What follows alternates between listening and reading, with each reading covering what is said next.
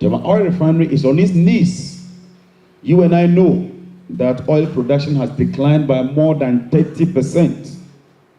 And Ghana's oil sector is collapsing. Most of the major oil companies are leaving Ghana. And Adako has left Ghana. ExxonMobil has left Ghana. ENI is in court.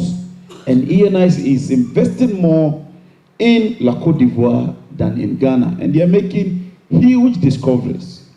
Indeed, even access to electricity, we moved it from 50 to about 84%.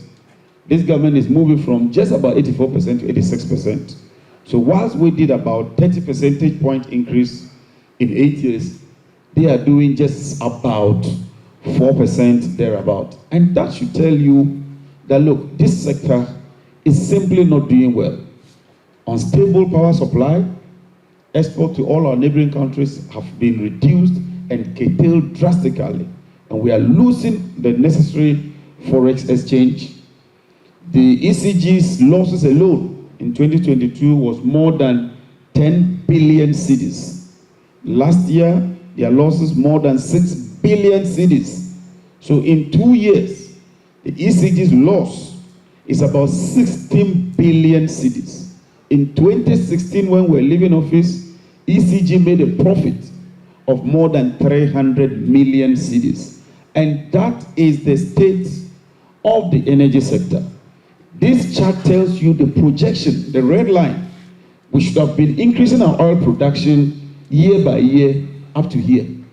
But today, this is where we are. And look at the gap.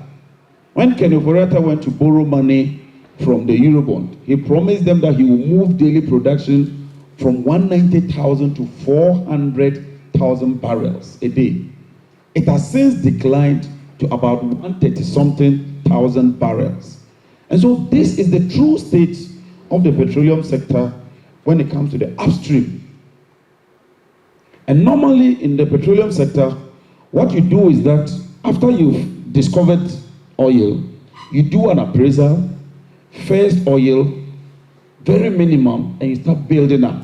And when you build up and you reach this peak, you want it to plateau for a very long time before you start declining and then you decommission. But we just went up and immediately we are coming down.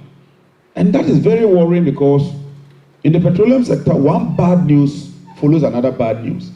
And so when Exxon leaves, when Anadaku leaves, when ENI is in court, nobody would want to invest in Ghana. And when we attend international conferences, people are asking critical questions about Ghana, and it's really, really, really, really terrible. If we had gas, we wouldn't have imported 1.1 billion worth of HFO. So clearly, we're having a major, major problem. And the sector has been bedeviled with so much scandals under this government.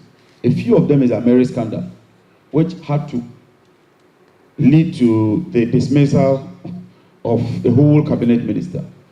PDA scandal, the GPGC judgment debt, ENI judgment debt, Sahara's judgment debt. And when you put all these judgment debts together, the amount from these judgment debts could have put in place a second gas processing plant.